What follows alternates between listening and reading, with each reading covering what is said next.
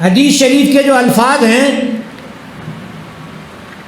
لا تکتبوا انی، میرے جو الفاظ ہیں اور میری جو احادیث ہیں ان کو نہ لکھو، ومن کتب انی غیر القرآن فلیمحہ، اور جس نے قرآن کے علاوہ لکھا ہے اس کو مٹا دے۔ یہ حضور ایسا ارشاد فرماتے تھے۔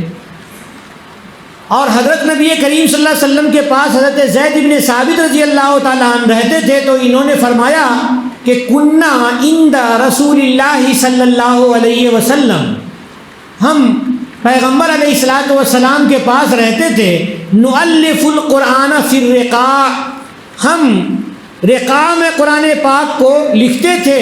رقاع کہتے ہیں چمڑے کا باریک چمڑا جو لکھنے کے قابل ہو۔ یہ تو حضرت زید بن ثابت رضی اللہ تعالیٰ عنہ نے ارشاد فرمایا۔ حضرت نبی کریم صلی اللہ علیہ وسلم جو بھی آیت نازل ہوتی تھی اس کو لکھوا کے رکھتے تھے۔ تو دوسرا مرحلہ جو ہے قرآن پاک کا لکھنے کا، یہ حضور کے گھر میں جمع تھا۔ اب وہاں سے صحابہ کرام لے کر کے نقل کرتے تھے، اپنے یہاں نقل کرتے تھے۔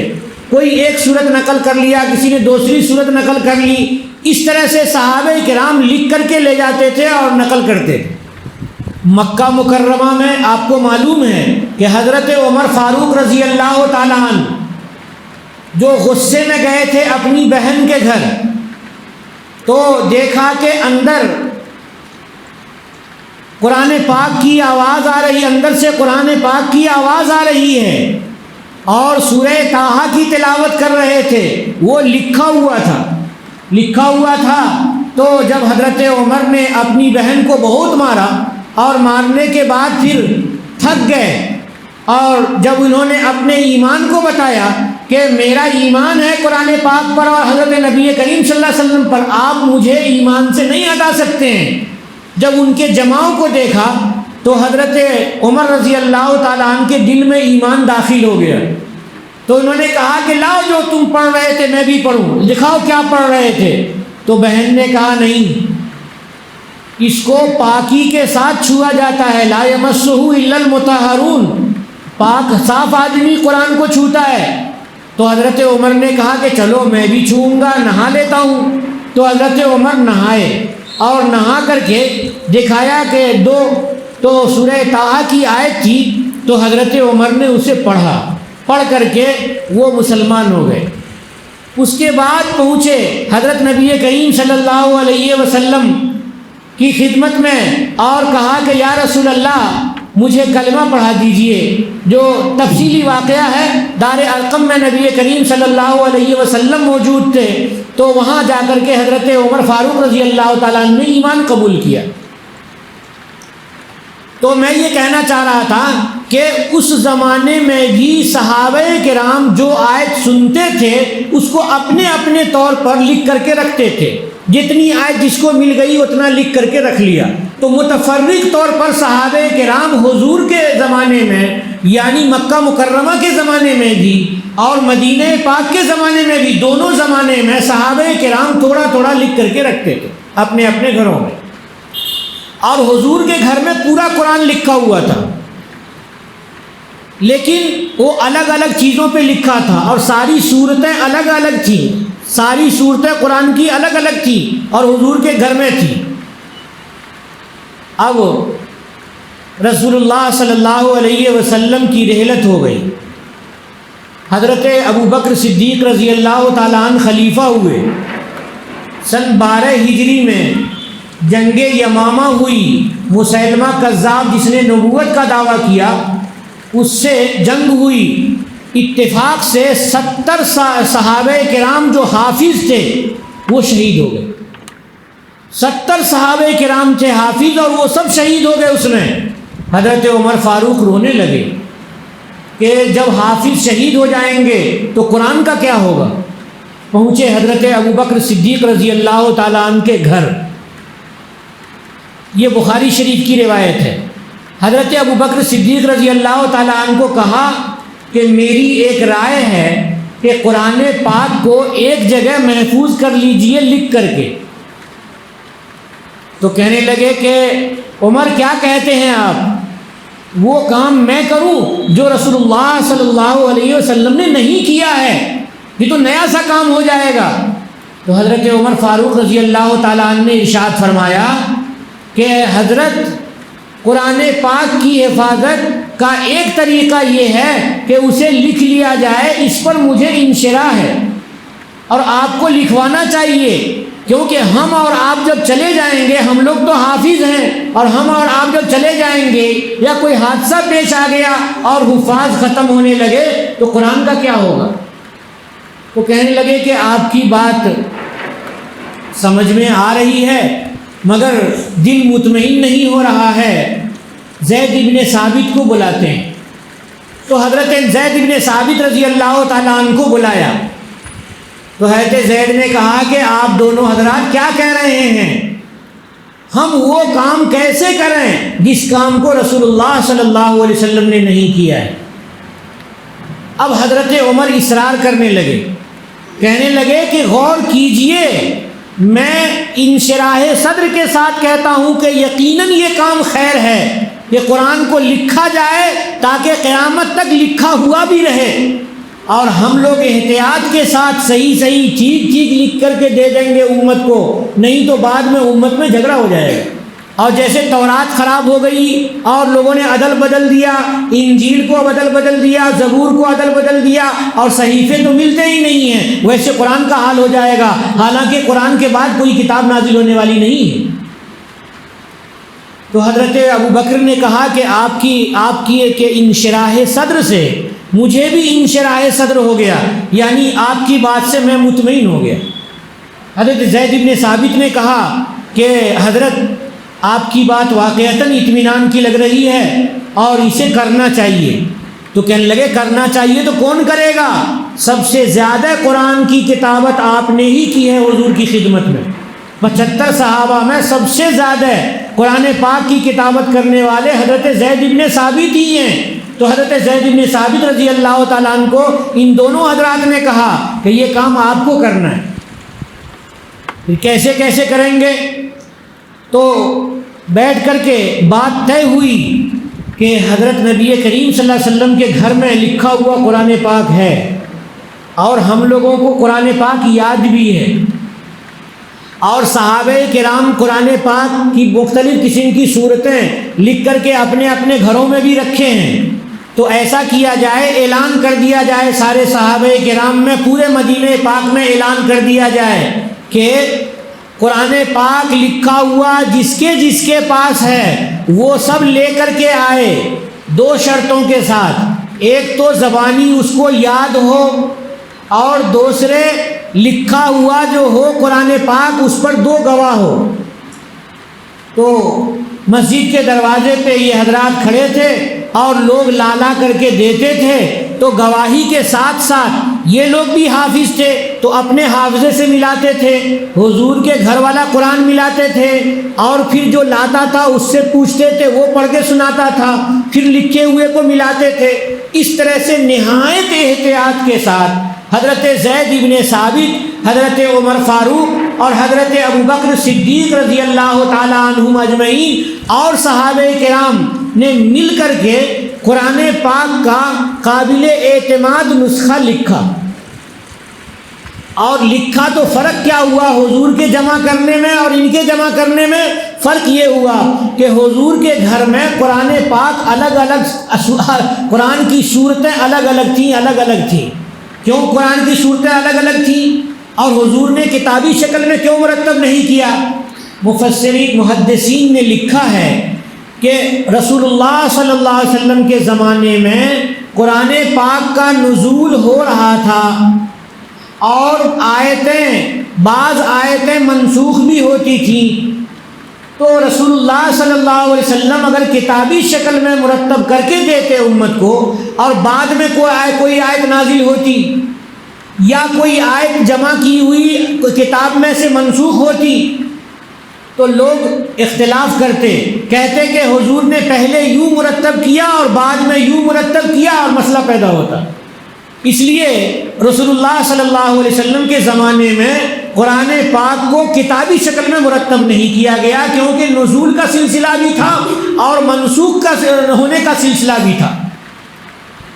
جیسے ما ننسخ من آیت او ننسها ناتی بخیر منها او مثلها، کہ جب ہم آیت کو منسوخ کرتے ہیں تو اسی کے مثل یا اس سے بہتر آیت کو نازل کرتے ہیں. تو یہ سلسلہ تو رسول اللہ صلی اللہ علیہ وسلم کی زندگی میں چل ہی رہا تھا. تھوڑی دیر اور آپ لوگ برداشت کریں گے؟ تو رسول اللہ صلی اللہ علیہ وسلم کے زمانے میں کتابی شکل میں قرآن پاک کے لکھنے کی نوبت اس لیے نہیں آئی کہ سلسلہ وہی جاری تھا. اب حضور کے بعد کوئی آیت بڑھے گی نہیں اور کوئی آیت گھٹے گی نہیں، اس لیے حضرت عمر فاروق رضی اللہ تعالیٰ عنہ نے حضرت ابو بکر رضی اللہ تعالیٰ عنہ کو مشورہ دیا اور حضرت ابو بکر رضی اللہ تعالیٰ عنہ نے کتابی شکل میں اسے مرتب کروایا، بہت احتیاط سے مرتب کروایا. اس کے بعد یہ نسخہ ایک ہی نسخہ تھا، دو نسخے نہیں تھے. حضرت ابو بکر نے ایک ہی نسخہ تیار کر کے کہاں رکھا جائے؟ تو حضرت عمر نے کہا کہ حضور کی اہلیہ کے پاس رکھ دیا جائے. تو حضرت ابو بکر نے حضرت عمر کی بیٹی حضرت حفصہ کے گھر میں رکھوایا کہ حضرت حفصہ حضرت عمر کی بیٹی ہیں، نبی کریم صلی اللہ علیہ وسلم کی اہلیہ ہیں، ان کے گھر میں قرآن محفوظ رہے گا. لوگوں کو بتا دیا گیا کہ قرآن مکمل طور پر محفوظ ایک کتاب کی شکل میں یہ حضرت حفصہ کے گھر میں رکھا ہوا ہے.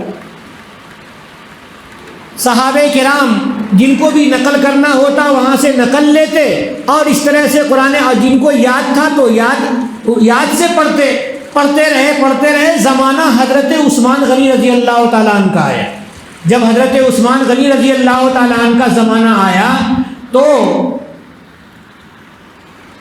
قرآن پاک کے پڑھنے میں اختلاف ہوا کہ کوئی یعلمون پڑھ رہا ہے اور کوئی اسی جگہ تعلمون پڑھ رہا ہے، یا اس طرح سے جیسے بھی حضور علیہ الصلوۃ والسلام نے پڑھوایا تھا ویسے ہی پڑھتے تھے، سب غلطی نہیں کرتے تھے، لیکن آپس میں ایک دوسرے سے کے پاس جب بیٹھتے تھے تو اختلاف ہوتا تھا. کیوں اختلاف ہوتا تھا؟ یہ باریک مسئلہ ہے، عام آدمی کا نہیں ہے، لیکن جب موضوع آ گیا تو میں بتا دیتا ہوں کہ قرآن کا نزول 7 وجوہ قرات پر ہوا ہے. 7 وجوہ قرات کو قرات سبع کہتے ہیں کہ کہیں پر حرکت کی تبدیلی ہے اور کہیں پر صیغے کی تبدیلی ہے، کہیں پر تقدیم ہے، تاخیر ہے، اور کہیں پر کچھ ہے، کہیں پر کچھ ہے. اس طرح سے 7 وجوہ قرات پر قرآن کا نزول ہوا ہے. اور قرآن کا نزول اس انداز سے ہوا ہے کہ عرب کے ہر قبیلے کے لوگ اپنے انداز میں قرآن کو پڑھ سکیں. یہ اس کو قراءت سبع کہتے ہیں. اتنا ہی اجمالاً آپ کو بتانا کافی ہے. تو 7 وجوہ قراءت کے ساتھ قرآن پاک کا نزول ہوا تھا. تو سب پڑھتے تھے، صحیح پڑھتے تھے، لیکن آپس میں ٹکرا جاتا تھا. وہ کہتے تھے کہ نہیں یوں ہے، حضور نے ہمیں یوں پڑھایا ہے. کوئی کہتا تھا یوں ہے، حضور نے یوں پڑھایا ہے. حضرت عمر فاروق رضی اللہ تعالیٰ عنہ کا بھی جھگڑا ہو گیا تھا ایک صحابی سے. تو دونوں گئے تھے حضور کے پاس. حضور کے زمانے میں ہی اختلاف ہوا تھا اختلاط والا. تو انہوں نے کہا، تو حضور نے کہا تم کیسے پڑھتے تھے؟ تو یا رسول اللہ آپ نے یوں پڑھایا ہے مجھ کو. تو سنایا، کہا ہاں صحیح ہے، میں نے تم کو ایسے ہی پڑھایا ہے. اچھا تم کیسے پڑھتے تھے؟ تو انہوں نے پڑھ کے سنایا. تو حضور نے فرمایا ہاں صحیح ہے، میں نے تم کو ایسے ہی پڑھایا ہے. تو قرآن کا نزول ایسا ہوا تھا کہ ہر قبیلے کے لوگ اپنے انداز میں قرآن کو پڑھ سکیں. تو اس کے 7 طریقے ہیں. غرض یہ کہ قراءت سبع باضابطہ طور پر پڑھائی جاتی ہے. اور مجھے معلوم ہوا کہ آپ کے یہاں بھی قراءت سبع پڑھاتے ہیں، اپنے وسیعت العلوم میں بھی غالباً پڑھاتے ہیں کوئی، اور گجرات میں بھی پڑھاتے ہیں، دیوبند میں بھی پڑھاتے ہیں، اور میں نے یو پی میں جونپور میں گریلی میں پڑھا ہے مدرسہ ریاض العلوم میں. میں نے بھی قراءت سبع پڑھی ہے. قراءت سبع کے پڑھے بغیر قرآن پاک کی تفسیر اچھی طرح سے سمجھ میں نہیں آ سکتی. یہ میں تجربے سے کہہ رہا ہوں. غرض یہ کہ حضرت عثمان غنی رضی اللہ تعالیٰ عنہ کے زمانے میں جو قراءت کا اختلاف ہوا تو حضرت کو فکر ہوئی، صحابہ کرام سے بیٹھ کر کے مشورہ کیا. تو اس کے بعد یہ کہا کہ ہماری رائے یہ ہے کہ جو قرآن پاک کا نسخہ حضرت حفصہ کے پاس ہے وہی قرآن پاک کا نسخہ سامنے رکھ کر کے اور اس کے کئی نسخے تیار کیے جائیں. اب کئی نسخے تیار کیے جائیں تو حضرت عثمان نے کتنے نسخے تیار کیے تھے؟ اس میں 4 قول ہیں. ایک قول ہے 4 نسخے تیار کیے، دوسرا قول ہے 5 نسخے تیار کیے، تیسرا ہے کہ 6 نسخے تیار کیے، اور چوتھا ہے کہ 7 نسخے تیار کیے، بلکہ 5 قول ہے، 5واں قول ہے کہ 8 نسخے تیار کیے. تو 4 سے 8 نسخے تیار کیے حضرت عثمان غنی رضی اللہ تعالیٰ عنہ نے، اور کہا کہ دیکھو یہ وہی قرآن پاک کا نسخہ ہے جو حضور علیہ الصلوۃ والسلام کے گھر میں تھا، اور حضرت ابوبکر رضی اللہ تعالیٰ عنہ نے احتیاط سے جمع کیا تھا، اور وہی اسی کو نقل کر کے اتنے نسخے ہم نے بنائے ہیں. اس کو فلاں جگہ بھیج دیتے ہیں، بصرہ بھیج دیتے ہیں، اس کو شام بھیج دیتے ہیں، اس کو فلاں جگہ بھیج دیتے ہیں، اس کو فلاں جگہ بھیج دیتے ہیں. مختلف جگہوں میں بھیج دیا حضرت عثمان غنی نے. اور حضرت عثمان غنی رضی اللہ تعالیٰ عنہ نے کہا کہ دیکھو اسی طرح سے قرآن پاک کو محفوظ کرو اور ایسے ہی پڑھو، اختلاف مت کرو. کیونکہ اب جب نئے نئے لوگ مسلمان ہوئے تھے وہ پڑھتے تھے تو الٹے سیدھے غلط سلط پڑھ لیتے تھے. تو حضرت عثمان نے یہ کیا کہ ان قرآن کے علاوہ جتنے لوگوں نے لکھ رکھے ہیں وہ سارے جمع کرو ہمارے پاس میں. تو سارے کے سارے نسخے جتنے بھی لکھ رکھے تھے سب جمع کیے، اور حضرت نے کہا آج سے اختلاف ختم، 7 قراءتوں کے مطابق یہ نسخہ تیار کیا گیا ہے، 7 قراءت کے مطابق یہ نسخہ تیار کیا گیا ہے. بعض لوگ کہتے ہیں کہ نہیں 7 قراءت ہیں اس میں جمع نہیں ہے، بعض کہتے ہیں جمع ہے، لیکن حضرت عثمان غنی رضی اللہ تعالیٰ عنہ نے قراءت کے اختلاف کو ختم کرنے کے لیے کہ ایک ہی نسخہ ایسا لکھا جائے جس میں ہر طرح سے پڑھا جا سکے. تو غرض یہ کہ حضرت عثمان نے تیار کیا، اور بقیہ جو لکھے ہوئے تھے صورتیں کہیں لکھی تھی، کسی نے اپنے حساب سے لکھ رکھا تھا، سب کو جمع کیا، نہایت ادب احترام سے ایک جگہ جمع کیا. اب سوال یہ تھا کہ اس کو اگر گاڑ دیا جائے تو بعد میں پھر اس کو کھود لیں گے لوگ اور اکھاڑ لیں گے، اکھاڑ کر کے لے جائیں گے، پھر اختلاف ہوگا. تو کیا کرنا چاہیے؟ تو صحابہ کرام کی رائے ہوئی، اور حضرت عثمان غنی رضی اللہ تعالیٰ عنہ نے ان سب کو ایک جگہ رکھ کر کے اور جلا دیا، اور راکھ کو احترام کے ساتھ دفن کر دیا کہ اب اختلاف نہیں رہے گا. یہ حضرت عثمان کا احسان قیامت تک رہے گا ہمارے سر پر کہ آج قرآن پاک ویسے ہی لکھا ہوا ہے. تورات میں اختلاف ہے، انجیل میں اختلاف ہے، زبور میں اختلاف ہے، پرانی کتاب بالکل لا اعتبار ہو گئی ہے، غیر معتبر ہو گئی ہے، لیکن قرآن پاک غیر معتبر نہیں ہو سکتا ہے قیامت تک. یہ حضرت عثمان غنی رضی اللہ تعالیٰ عنہ کا کمال ہے. یہیں پر گفتگو ختم کرتے ہیں. وآخر دعوانا الحمدللہ رب العالمین.